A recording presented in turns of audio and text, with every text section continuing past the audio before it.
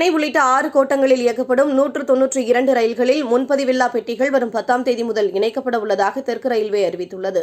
Corona தொற்று வேகமாக குறைந்து வருவதால் ரயில்களில் முன்பதிவில்லா பெட்டிகள் படிப்படியாக இணைக்கப்பட்டு வருகின்றன. இந்நிலையில் சென்னை உள்ளிட்ட 6 கோட்டங்களில் இயக்கப்படும் 192 ரயில்களில் முன்பதிவில்லா பெட்டிகள் வரும் 10ஆம் தேதி முதல் இணைக்கப்பட உள்ளதாக தெற்கு ரயில்வே அறிவித்துள்ளது.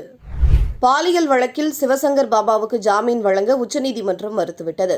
பள்ளி மாணவிகளுக்கு பாலியல் தொல்லை அளித்ததாக சென்னை கேளம்பாக்கத்தில் உள்ள சுஷில் ஹரி பள்ளி நிறுவனர் சிவசங்கர் பாபா கடந்த ஆண்டு கைதானார். அவரது ஜாமீன் மனுவை உயர்நீதிமன்றம் தள்ளுபடி செய்தது. ராமநாதபுரம் மாவட்டம் ராமேஸ்வரத்திலிருந்து கடந்த மாதம் 7ஆம் தேதி மீன்பிடிக்க சென்ற மீனவர்களில் 11 பேரை 2 படகுகளுடன் இலங்கை கடற்படை சிறைப்பிடித்து சென்றது. அவர்களை உடனடியாக விடுவிக்க நடவடிக்கை எடுக்க கோரி தமிழ்நாடு முதலமைச்சர் மு.க.ஸ்டாலின் வெளியுறவுத்துறை அமைச்சருக்கும் பிரதமர் மோடிக்கும் கடிதம் எழுதியிருந்தார். இந்நிலையில் 11 மீனவர்களும் இந்திய துணை தூதரக அதிகாரிகளிடம் ஒப்படைக்கப்பட்டனர். ஓரிரு நாட்களில் நாடு திரும்ப உள்ளனர். சென்னையிலிருந்து இலங்கைக்கு விமானத்தில் கடத்த முயன்ற சுமார் 56 லட்சம் ரூபாய் மதிப்புடைய அமெரிக்க டாலர் பறிமுதல் செய்யப்பட்டது. இது தொடர்பாக சென்னையைச் சேர்ந்த 3 பயணிகள் கைது செய்யப்பட்டனர். விசாரணையில் இலங்கையிலிருந்து துபாய் போன்ற நாடுகளுக்கு அமெரிக்க டாலர்களை கடத்த இருந்தது கண்டுபிடிக்கப்பட்டது. மேற்குவங்க முதலமைச்சர் மம்தா பானர்ஜி பயணித்த விமானத்தை நோக்கி மற்றொரு விமானம் வந்தது பரபரப்பை ஏற்படுத்தியுள்ளது. கடந்த வாரம் உத்தரப்பிரதேசத்திலிருந்து கொல்கத்தாவிற்கு திரும்பிய போது இந்த சம்பவம் நிகழ்ந்தது. இதுகுறித்து விளக்கமளிக்க ஒன்றிய விமான போக்குவரத்து துறைக்கு மேற்குவங்க அரசு கடிதம் எழுதியுள்ளது. விமான விபத்திலிருந்து நல்வாய்ப்பாக உயிர் தப்பியதாக மம்தா பானர்ஜி கூறியுள்ளார். விமானியின் சாமர்த்தியத்தால் விபத்து தவிர்க்கப்பட்டதாகவும் குறிப்பிட்டுள்ளார். வீட்டை காக்கும் பணி மட்டுமல்ல, நாட்டையும் காக்கும் பணியில் பெண்கள் ஈடுபட்டுள்ளனர். ராணுவத்திலும் இடம் பிடித்துள்ள பெண்கள் தற்போது எல்லையை காத்து வருகின்றனர். அருணாச்சல பிரதேசத்தில் சீன எல்லைக்கு அருகே இந்திய திபெத்திய எல்லைக்காவல் படையைச் சேர்ந்த பெண் வீராங்கனைகள் ஊடுருவலை தடுப்பதற்காக ஆயுதம் ஏந்தி ரோந்து பணியில் ஈடுபட்டுள்ளனர். அமெரிக்காவில் வாழும் மான்களில் முதல் முறையாக ஒமைக்ரான் வைரஸ் கண்டறியப்பட்டுள்ளது. அயோவா மாகாணத்தில் வாழும் மான்களை வைத்து அமெரிக்க விஞ்ஞானிகள் ஆய்வு நடத்தினர். கடந்த டிசம்பர் 12ஆம் தேதியிலிருந்து ஜனவரி 31ஆம் தேதி வரை 131 மான்களின் இரத்த மாதிரியை சேகரித்தனர். அவற்றை ஆய்வு செய்தபோது 19 மான்களில் கொரோனாவால் ஏற்படும் நோய் எதிர்ப்பு சக்தி இருப்பது கண்டுபிடிக்கப்பட்டது. ஆப்கானிஸ்தானில் தலிபான் ஆட்சியை கைப்பற்றியதிலிருந்து அப்பாவி மக்கள் 400 பேர் கொல்லப்பட்டதாக ஐநா சபை தெரிவித்துள்ளது.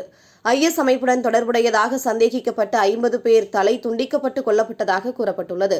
ஆப்கானிஸ்தானில் பெண்களுக்கான உரிமைகள் மறுக்கப்படுவதாக குறிப்பிட்ட ஐநா, பெண்கள் பொது வாழ்வில் முழுமையாக பங்கேற்க அனுமதிக்கப்பட வேண்டும் என வலியுறுத்தியுள்ளது. ரஷ்யாவிடமிருந்து கச்சா எண்ணெய் இறக்குமதியை தடை செய்வது குறித்து அமெரிக்க அதிபர் ஜோ பைடன் இன்னும் முடிவெடுக்கவில்லை என வெள்ளை மாளிகை தெரிவித்துள்ளது. கடந்த 14 ஆண்டுகள் இல்லாத அளவிற்கு எரிவாயு விலை உச்சம் தொட்டு இருப்பதே ரஷ்ய எண்ணெய் இறக்குமதிக்கு தடை விதிக்க அமெரிக்க தயக்கம் காட்ட காரணம் என்றும் கூறப்படுகிறது. உக்ரைன் ரஷ்யா போர் காரணமாக கடந்த ஒரு வாரத்தில் மட்டும் அமெரிக்காவில் பெட்ரோல் விலை 11% அதிகரித்துள்ளது.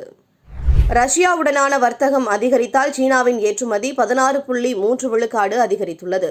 இது தொடர்பாக வெளியான தரவுகளின்படி ஜனவரி மற்றும் பிப்ரவரி மாதங்களில் சீன பொருட்களுக்கு ஏற்றுமதி சதவீதமும் அதிகரித்துள்ளது. சீனாவின் உள்நாட்டு வளர்ச்சி விகிதம் கடந்த ஆண்டை விட 15.7% உயர்ந்துள்ளது. ரஷ்யா உருவாக்கிய மனிதாபிமான வழித்தடத்தை உக்ரைன் நிராகரித்துள்ளது. பொதுமக்கள் வெளியேறுவதற்கு மனிதாபிமான வழித்தடத்தை உருவாக்கி தருவதாக ரஷ்யா அறிவித்திருந்தது. இந்த வழித்தடத்தில் 2 பாதைகள் மட்டுமே உக்ரைனில் முடிவடைகின்றன. ஏனைய பாதைகள் ரஷ்யாவிற்கு செல்கின்றன. பொதுமக்கள் ரஷ்யாவிற்கு மட்டுமே செல்ல முடியும் என்பதால் அந்நாட்டின் யோசனையை ஏற்க முடியாது என்று உக்ரைன் கூறியுள்ளது. ரஷ்யா உக்ரைன் போர் காரணமாக சர்வதேச சந்தையில் கச்சா எண்ணெய் விலை ஒரு பீப்பாய் $139 உயர்ந்துள்ளது. இந்நிலையில் பெட்ரோல் டீசல் விலையை லிட்டருக்கு 15 ரூபாய் வரை உயர்த்த அனுமதி கோரி எண்ணெய் நிறுவனங்கள் ஒன்றிய அரசிடம் விண்ணப்பித்துள்ளதாக தகவல் வெளியாகியுள்ளது.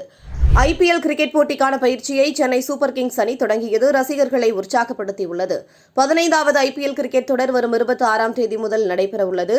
முதல் போட்டி சென்னை அணிக்கும் கொல்கத்தாவுக்கும் நடைபெறுகிறது. இந்நிலையில் IPL தொடருக்கான பயிற்சி முகாம் சூரத்தில் உள்ள லால்பாய் கான்ட்ராக்டர் மைதானத்தில் தொடங்கப்பட்டுள்ளது. விஜயின் பீஸ்ட் படத்தின் இசை வெளியீட்டு விழா வரும் 20ஆம் தேதி நடைபெறவுள்ளதாக கூறப்படுகிறது. நெல்சன் திலீப்குமார் இயக்கிய இப்படத்தில் கதாநாயகியாக பூஜா ஹெக்டே நடித்துள்ளார். அனிருத் இசையமைக்கும் இப்படத்தில் அபர்ணா தாஸ், யோகி பாபு உள்ளிட்டோர் முக்கிய கதாபாத்திரங்களில் நடித்துள்ளனர்.